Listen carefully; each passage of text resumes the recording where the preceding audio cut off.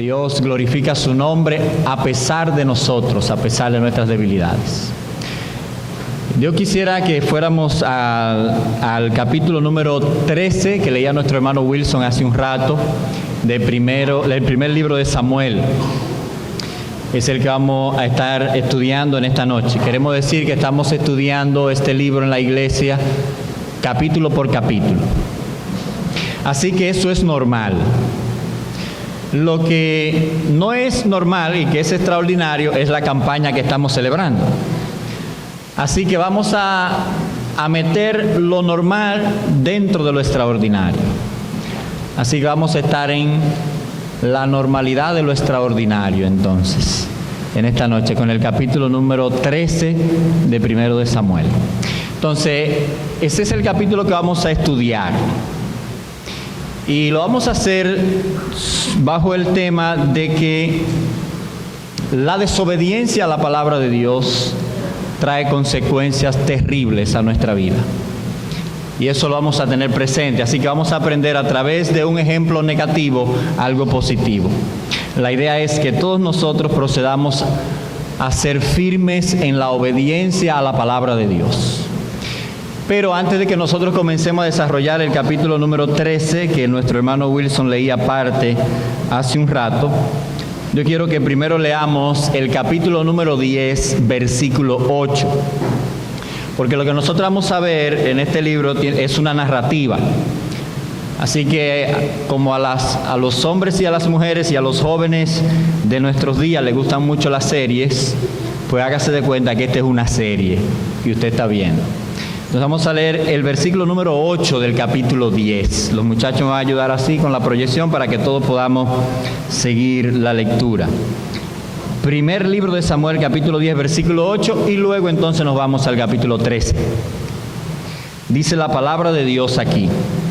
Esto es el profeta Samuel diciéndole a Saúl que en el capítulo 13 ya es rey. Y aquí está siendo ungido como rey. Dice el versículo número 8 del capítulo 10. Luego bajarás delante de mí a Gilgal. Entonces descenderé yo a ti para ofrecer el holocausto. Samuel iba a ofrecer el holocausto y sacrificar ofrenda de paz. Esto era otro tipo de sacrificio, un tipo de sacrificio donde el sacerdote sacrificaba en agradecimiento, y el holocausto era también una ofrenda para el perdón de los pecados y todo eso. Dice entonces el versículo, terminando, versículo número 8. Oiga la orden aquí. Espera 7 días. Hasta que yo venga a ti y te enseñe lo que has de hacer. Esta es la palabra de Dios para el rey Saúl, dada por su profeta. Este es el mandato de Dios para el rey Saúl. Él tiene que aferrarse a esas palabras con todas sus fuerzas, con uña y diente. No importa lo que esté sucediendo a su alrededor, no importa que el mundo se esté acabando. Esta es la palabra de Dios y él tiene que obedecerla. Cuando Dios dice algo, obedézcalo, aunque el mundo se acabe alrededor suyo. Y esto es lo que Dios le dice a Saúl. Espera a Samuel 7 días, él va a ofrecer el sacrificio del holocausto, él va a ofrecer el sacrificio de paz y luego te va a dar instrucciones para que tú actúes. Vámonos al capítulo número 13, vamos a orar y usted pendiente con ese versículo ahí, vamos entonces a analizar el capítulo número 13. Oremos. Padre, gracias por tu misericordia y gracias por tu amor. Gracias por darnos, Señor, la oportunidad de abrir tu palabra, de acercarnos a este regalo de tu gracia, que es tu palabra, que es lámpara, que es lumbrera, que es luz. Señor, sin ella no sabríamos qué hacer, pero gracias porque nos diste tu palabra. Y a través de la vida de esos personajes que se nos presentan en tu palabra, tú nos instruyes y nos muestras la manera en que tú actúas, pero al mismo tiempo tú actualizas tu presencia en medio nuestro por medio de tu palabra, para que podamos contemplarte y nosotros también podamos saber cómo debemos reaccionar ante tu revelación, ante tu mandato, ante la muestra de tu amor y de tu aprecio para con nosotros. Y es por eso que queremos pedirte en esta noche que tu Espíritu Santo nos guíe, nos ilumine, nos ayude para que podamos responder de manera correcta, en obediencia, en fe a tu palabra, que podamos confiar en ti en medio de los desafíos que nos presenta, Señor, este mundo. Por Jesucristo nosotros lo pedimos y por Él te damos gracias. Amén y amén. Como usted vio en la primera lectura que hizo nuestro hermano Wilson hace un rato, el capítulo número 13 está dado en un contexto de guerra. Y para nosotros los dominicanos tenemos dos desventajas iniciales para nosotros comprender este capítulo de lleno. Una es precisamente el concepto mismo de guerra. Hay sociedades que los niños ven guerra desde que nacen. Desde pequeños están viendo un conflicto, metidos en un conflicto. Es malo, le dan a luz en medio del conflicto, como en el Medio Oriente, por ejemplo. Los niños crecen viendo la guerra, viendo personas matarse unos con otros, ver explosiones y todo eso. Y la guerra se convierte como en parte de su vida, algo que ellos entienden con facilidad. Nosotros no, gracias a Dios, la sociedad dominicana tiene un tiempo en paz. Todos nuestros pleitos están de por ahí del 70 para abajo. Y el inicio del 1900, aquellas guerrillas y aquellos alzados y todo eso, y luego las luchas, los conflictos políticos, y las otras que tenemos en el 1800, que a nosotros nos encantaba también por ese tiempo, que eran luchas patrióticas, la independencia, luego la restauración y uno que otro pleito por ahí. Desde esos ya años hay generaciones que hemos crecido y que no conocemos esa idea de la guerra. El dominicano ya no pelea por nada. No sé si usted debería decir gracias a Dios. Pero imagínese, al dominicano le pusieron los plátanos a 30 pesos y a 40 y no peleó. O sea que ya no hay cosa que pase en este país por la que se pueda pelear, si no se peleó por un plátano a 30 pesos. Ahora, más difícil del concepto de guerra es todavía el concepto de la guerra santa. Porque nuestras guerras han sido guerras políticas. Pero la idea de una guerra santa, que es la idea que se encuentra en el texto de las Sagradas Escrituras, es una guerra en la que Dios está involucrado, en la que Dios interviene, porque lo que se busca establecer a través de ese conflicto es el reino de Dios, o la manifestación para ese momento de lo que representaba el reino de Dios, como cuando uno lee, por ejemplo, que Dios envió a la nación de Israel para establecer el culto al único Dios verdadero, a entrar en conflicto con las sociedades politeístas de su tiempo, las sociedades que creían en muchos dioses, para que fuera establecido el culto al único Dios verdadero. Parte de eso es lo que está aquí en el capítulo número 13. Cuando uno entiende eso y cuando uno ve eso de esa manera, y entonces podemos acercarnos al texto y entender qué era lo que Dios le estaba diciendo a Saúl. Saúl tenía que tener fe y tenía que obedecer la palabra de Dios, y eso es algo que es común a todos los hombres de todas las generaciones. Todos nosotros tenemos que obedecer la palabra de Dios. Todos nosotros tenemos que tener fe en la palabra de Dios. Ahora, esa fe o esa obediencia a la palabra de Dios tiene unas exigencias que nosotros podemos deducir también de este capítulo número 13, que es común a todas las generaciones, a nosotros y a cualquier generación que venga. Y nosotros vamos a ver aquí 3 puntos bien sencillos que tienen que ver precisamente con esa obediencia que le debemos a la palabra de Dios. Recuerde el capítulo número 10, versículo número 8. La palabra de Dios para Saúl era: espera que llegue Samuel a Gilgal, él va a ofrecer la ofrenda de paz y el holocausto y él te va a dar instrucciones. Ese es el mandato. Ahora, obedecer la palabra de Dios tiene un ambiente de oposición y de guerra. Eso es lo primero que nosotros notamos en los versículos del capítulo 13, si leemos del 1 al 4. Lo voy a leer rápido. Nótelo aquí en los versículos del 1 al 4 del capítulo 13. Dice: había ya reinado Saúl 1 año, y cuando hubo reinado 2 años sobre Israel, sucede lo que vamos a ver ahora. Este es un versículo que más o menos trata de ubicarnos en el tiempo cuando sucedió esto que vamos a estar leyendo ahora. Dice el versículo número 2: escogió Saúl luego a 3,000 hombres, subraye eso, 3,000 hombres de Israel, de los cuales estaban con Saúl 2,000 en Micmas y en el monte de Betel, y 1,000 estaban con Jonatán, que era hijo de Saúl, en Gabad de Benjamín. Y envió el resto del pueblo, cada uno a sus tiendas, y Jonatán tuvo la iniciativa de atacar la fortaleza, la guarnición de los filisteos que había en el collado. Eso se desarrolla en el capítulo 14, que no vamos a ver hoy. Y lo oyeron los filisteos, e hizo Saúl tocar trompeta por todo Israel, diciendo: oigan los hebreos. Y todo Israel oyó que se decía: Saúl ha atacado a la fortaleza de los filisteos, la guarnición de los filisteos, y también que Israel se había hecho abominable a los filisteos, y se juntó el pueblo en pos de Saúl en Gilgal. ¿Qué tenemos aquí? Saúl tiene que obedecer la palabra de Dios. Como todos nosotros somos responsables también de obedecer la palabra de Dios. Pero obedecer la palabra de Dios no es el camino fácil.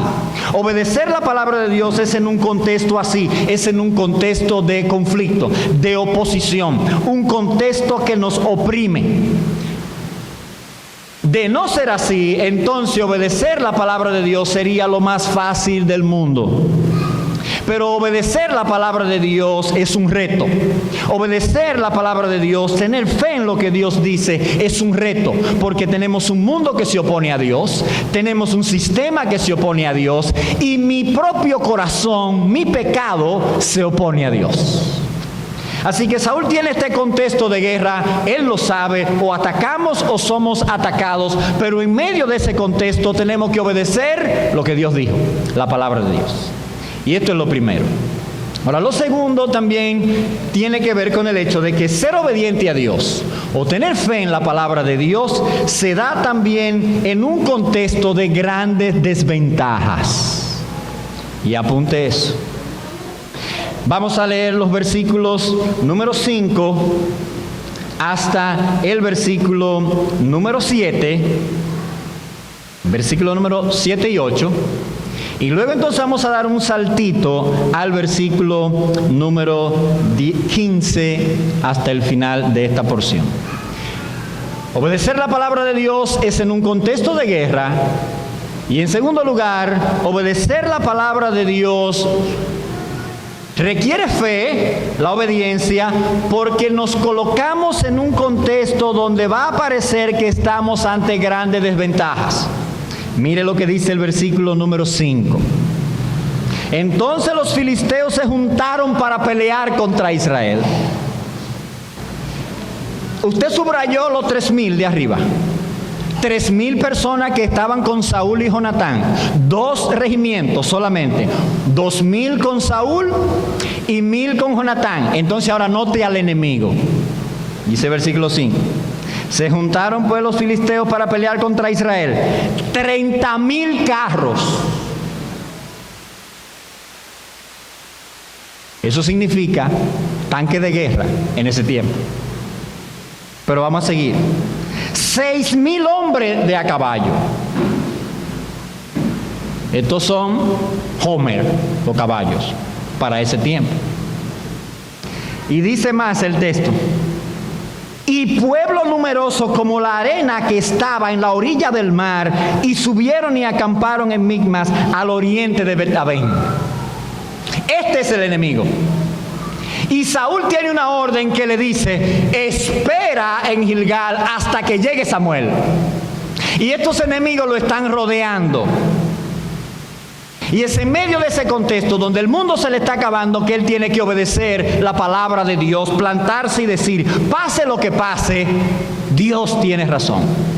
Pase lo que pase, yo debo esperar en la palabra de Dios. Ahora, estos son los enemigos. Ahora, hay situaciones de desánimo que se dan dentro del contexto que nos rodea, dentro de la gente que nos debe de apoyar, dentro de los recursos que nosotros supuestamente dependemos. Mire lo que sucede ahora en el versículo número 6. Ante esa multitud tan grande, ante esos enemigos tan poderosos, dice el versículo 6: cuando los hombres de Israel vieron que estaban en estrecho, porque el pueblo estaba en aprieto, porque eran 3,000 nada más, dice, se escondieron en cuevas, en fosos, en peñascos, en rocas y en cisternas, donde fuera. Y algunos de los hombres pasaron el Jordán. ¿Usted sabe lo que significa eso? Que si había una guerra aquí, pasaron el masacre corriendo para Haití. Porque el Jordán era la frontera y se fueron para Galaad, para el otro lado, y dijeron: cuando se arme el pleito yo no quiero estar aquí, y se fueron corriendo. Y dice el texto: pero Saúl permanecía aún en Gilgal, una actitud de dependencia en la palabra de Dios. Dios, dije que yo debo de estar aquí, aunque todo el mundo esté corriendo, aquí nos quedamos, vamos bien. Y dice el texto que los pocos hombres que quedaban con él, dice, y todo el pueblo iba detrás de él, ¿cómo? Temblando. Nosotros corriendo y los pocos que quedaban estaban temblando. Y dice el versículo 8: y él esperó 7 días, conforme al plazo que Samuel había dicho. Pero Samuel no venía, no llegaba, y el pueblo se le desertaba. O sea, eso era que por cada curvita que ellos cogían, habían 3 que hacían así, y se colaban. Y cuando cogían otra curvita, habían 3 más que se colaban. ¿Cómo sabemos eso? ¿Cuántos hombres tenía Saúl? 3,000. 2,000 con él, 1,000 con Jonatán. Ahora, entre todas esas curvas que ellos cogieron y todas las coladas que se dieron algunos, mire lo que pasó. Versículo número 15. Y levantándose Samuel, subió a Gilgal, Gabaa de Benjamín. Olvídese eso que lo vamos a ver ahorita. Pero mire ahora este versículo. Y Saúl contó, cuando él llegó y dijo: vamos a contar la gente que se hallaba con él. ¿Cuánto habían? 600 hombres en toda la curva que cogieron. Y todo el que se mandó, y el que 600. No le digan a Orlando, pero vamos a ver si hacemos un cálculo matemático aquí. Si 300 es el 10% de 3,000, ¿cuánto es 600? 20, ¿verdad? Vamos bien. ¿Es así, Orlando? 20. Entonces, si usted le quita 20 a 100, ¿qué queda? 80. Significa que el 80% del ejército de Saúl salió corriendo. Y quedan 600 hombres. O sea, si cuando habían 3,000 iban temblando, imagínese cuando quedan 600. Pero la cosa no está tan grave como usted cree. Esa desventaja todavía es más amplia. Mire lo que dice el versículo número 19. Y en toda la tierra de Israel no se hallaba herrero. Oye, ellos son muchos y armados, y nosotros somos pocos y desarmados. Vamos a leer, dice: porque los filisteos habían dicho: para que los hebreos no hagan espada o lanza, por lo cual todos los de Israel tenían que descender a los filisteos para afilar cada uno la reja de su arado, su asadón, su hacha o su hoz. Eso significa que los filisteos, como eran la fuerza en ese momento, tenían el monopolio del hierro. ahí en la zona. Y si usted quería amolar un cuchillo, usted tenía que ir donde los filisteos para que ellos se lo amolaran. Ahora ellos le tenían un precio tan alto a amolar las herramientas, a amolar la azada, a amolar el machete o lo que fuera, a amolar un hacha. Le tenían un precio tan alto que en Israel nadie iba a amolar porque no podía pagarlo. Es como, amolar un cuchillo cuesta 1,000 pesos. Y amolar un hacha cuesta 5,000. Y si parece que es un arma de guerra, cuesta 10,000. Entonces la gente decía, no voy a amolar nada. Mire entonces cómo sigue diciendo el texto aquí ahora. Versículo número 21. Imagínense eso ahí en dólares, es donde dice pin. Eso era una medida para pagar. Dice, y el precio era un pin por las rejas del arado y por los azadones, y la tercera parte de un ciclo por afilar las hachas y por componer las aguijadas. O sea, nadie bajaba a afilar nada porque eso era demasiado caro. ¿Qué pasó entonces? Dice el versículo 22. Así aconteció que en el día de la batalla no se halló espada ni lanza en la mano de ninguno del pueblo que estaba con Saúl y con Jonatán, excepto Saúl y Jonatán su hijo, que tenían cada uno una espada. O sea, de 3,000 hombres, 3,002 hombres, habían 2 con espada. Entonces usted entiende por qué la gente tenía miedo y se estaba corriendo y se estaba mandando. Ahora Dios había hablado y Dios le dijo a Saúl, espera ahí, que esa es mi palabra. ¿Sabe cuál debió haber sido la actitud de Saúl? La actitud de su hijo, que dice en el capítulo número 14, versículo 6, es el único versículo que vamos a ver en el capítulo 14, así que si usted quiere saber algo del capítulo 14, venga en la próxima predicación del libro de Samuel. Dice el versículo número 6 del capítulo 14 lo siguiente. Dice, dijo pues Jonatán a su paje de armas, ven, pasemos a la fortaleza de estos incircuncisos, o sea, de estos enemigos de Dios.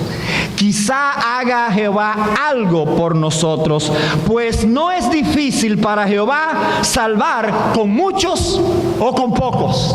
Y ellos eran 2 contra todos los filisteos. Ahora Saúl tiene todavía 600 hombres. Ahora la situación para obedecer la palabra de Dios es una situación de estrechez. Esto es lo mismo para usted, es lo mismo para mí. Cuando Dios dice que nosotros debemos de obedecer su palabra, que nosotros debemos de creer en Cristo, miren, no importa todo lo que esté allá afuera, no importa todo lo que diga el mundo, no importa todo lo que diga Satanás, no importa lo que usted cree que usted está pensando como deberían ser las cosas, obedezca la palabra de Dios, aunque el resto del mundo se esté acabando. Dios tiene razón y Él sabe lo que va a hacer. Ahora, esta es la situación. Así que lo primero es que la obediencia a Dios se va a dar siempre en un contexto de conflicto. Y va a parecer que obedecer a Dios no es lo más recomendable. Sin embargo, obedecer a Dios siempre será lo más recomendable. Pero en tercer lugar, no obedecer la palabra de Dios nos va a guiar a grandes pérdidas. Grandes pérdidas.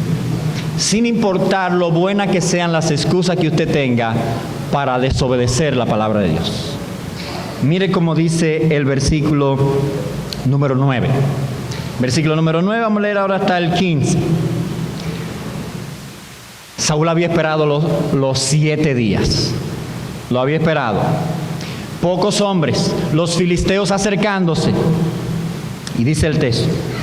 Entonces dijo Saúl, traedme el holocausto y la ofrenda de paz. Y ofreció el holocausto. ¿Qué habíamos leído en el capítulo 10, versículo 8? ¿Quién era que tenía que ofrecer la ofrenda y el holocausto? Samuel. ¿Quién era que le iba a dar las instrucciones a Saúl después de ofrecer eso? Samuel. Saúl no era sacerdote. Saúl no había sido llamado a hacer eso. Saúl tenía que depender de la palabra de Dios para tener éxito. Y dice el texto, versículo 10. Y cuando él acababa, o sea, miren, nada más había que esperar 1 minuto más, 2 minutos más, 3 minutos más, ya. Y ahí llegaba Samuel. Pero aquí viene el versículo y nos dice, y cuando él acababa de ofrecer el holocausto, he aquí que Samuel venía Y Saúl salió a recibirle para saludarle.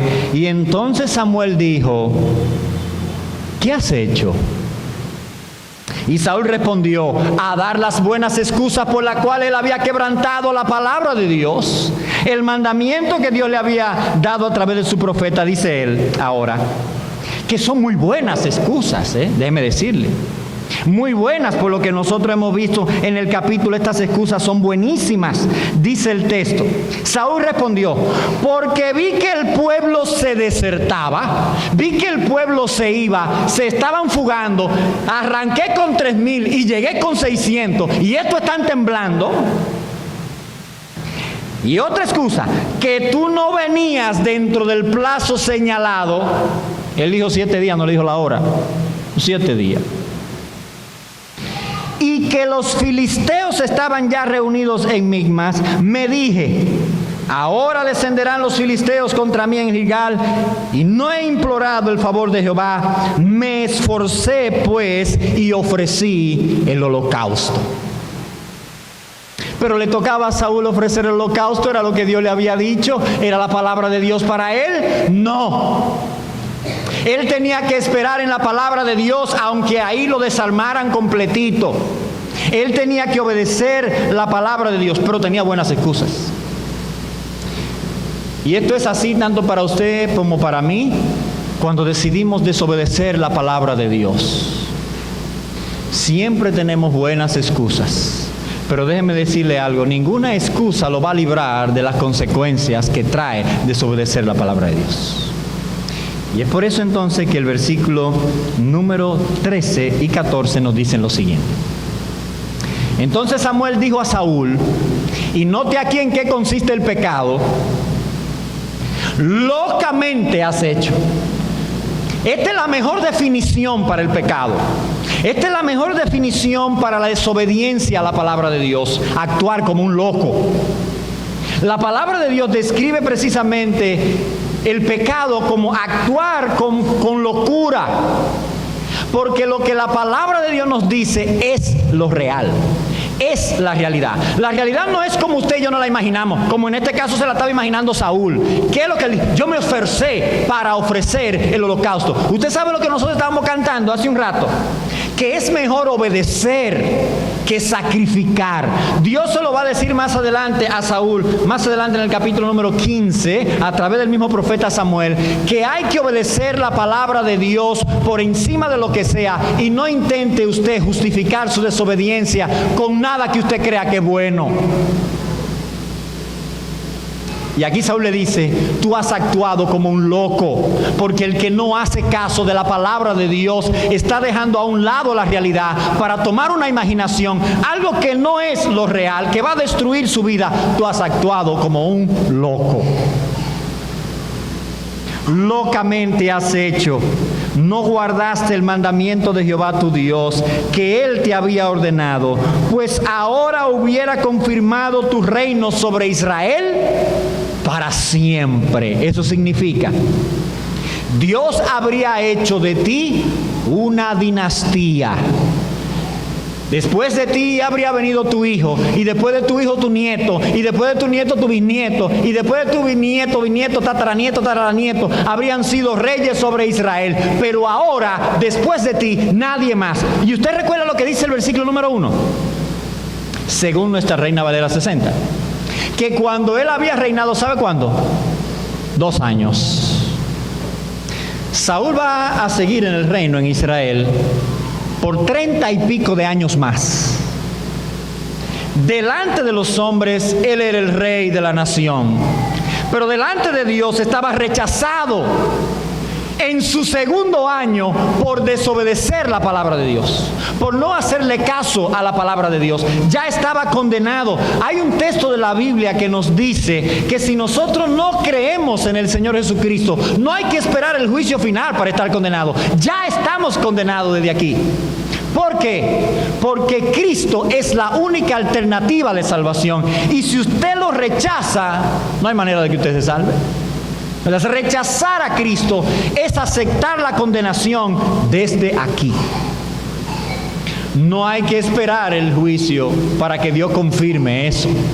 Claro que Dios nos va a traer a juicio, como veíamos también anoche, pero eso se determina aquí ahora, por la decisión que tomamos aquí ahora. Saúl, por su desobediencia a la palabra de Dios, aunque duró 30 y pico de años más como rey en la nación de Israel, delante de Dios ya estaba rechazado. Por eso, dice el versículo número 14, mas ahora tu reino no será duradero. Jehová se ha buscado un varón conforme a su corazón, el cual Jehová ha designado para que sea príncipe sobre su pueblo, por cuanto tú no has guardado lo que Jehová te mandó. Y levantándose Samuel, subió de Gilgal de Gabaa a Benjamín. Ya Samuel no hacía nada más ahí, porque Saúl lo había echado a perder todo y había perdido las bendiciones de Dios. Queridos hermanos, queridos amigos que están aquí, porque esto es palabra de Dios para todos, Dios dice en su palabra que Él manda a todos los hombres en todo lugar que se arrepientan, que crean en su Hijo, que su Hijo es el único que puede dar salvación, que no hay otro nombre bajo el cielo dado a los hombres en quien podamos ser salvos. El Señor Jesucristo dice que Él es la luz del mundo, que el que le sigue no andará en tinieblas. Dios mismo dice desde el cielo: este es mi Hijo amado, a Él oíd. Esa es la palabra de Dios para nosotros, ser seguidores de Cristo, hacernos discípulos de Cristo, seguidores de la palabra de Cristo. Es así como obedecemos la palabra de Dios. Creer al Evangelio, creer que Cristo murió en la cruz del Calvario por nuestros pecados, se levantó de entre los muertos para darnos vida, creer en el Hijo de Dios. Ese es el mensaje del Evangelio, esa es la palabra de Dios. Eso es lo que trae bendición. Y solamente hay dos alternativas: o nosotros creemos eso, contra el mundo, contra los enemigos, contra todo lo que se esté levantando, aunque parezca que esa no sea la decisión más inteligente, aunque parezca que esa no es la decisión con la cual vamos a ganar, pero esa es la decisión de la bendición. Saúl pasó por alto eso, y hoy estamos aprendiendo de él que actuó locamente. ¿Cómo tú vas a actuar en esta noche con relación a la palabra de Dios? ¿De manera sensata, tomando la decisión correcta por el Señor Jesucristo? ¿O actuando locamente, dejando a Cristo a un lado? Nosotros te animamos como pueblo de Dios a que tú creas en el Señor Jesucristo, a que tomes la mejor decisión de tu vida creyendo en Cristo, honrando la palabra de Dios. Y a la iglesia de Dios, mis hermanos, esto está aquí para nosotros. Dice las Sagradas Escrituras que lo que antes se escribió para nuestra instrucción. Note que Saúl estaba preocupado para que el ejército no se le fuera, más preocupado por cómo él estaba viendo las cosas. Él veía que el pueblo se estaba escapando, él veía que Samuel no llegaba, la circunstancia era lo que lo estaban presionando, no la obediencia a Dios. Nosotros tenemos que obedecer a Dios, no importa cuán apretada estén las circunstancias. No es la circunstancia que determina, es la palabra de Dios. Y no importa cómo usted oiga que está todo esto ahí afuera, ni cómo podamos estar pensando y cómo nuestro pecado podría estarnos sugiriendo hacer otra cosa, tenemos que obedecer la palabra de Dios, no importa cuál sea la circunstancia. Porque obedecer es mejor que sacrificar. Padre, gracias te damos en esta noche. Gracias por tu palabra, gracias porque sabemos, Señor, que a través de ella nos ilustras las verdades del Evangelio. Nos revela tu carácter, pero también tú nos das a conocer cómo somos nosotros y qué necesitamos para relacionarnos correctamente contigo. Bendice, Señor, a cada uno de los que estamos aquí, comprometidos con Cristo ya. Ayúdanos a ser fieles día a día a ti. E igual, Señor, con aquellos que no han tomado la decisión de vivir de manera comprometida con Jesucristo, que hoy sea una noche de decisión. Gracias te damos y pedimos esto en el nombre de Jesús. Amén. Dios le bendiga.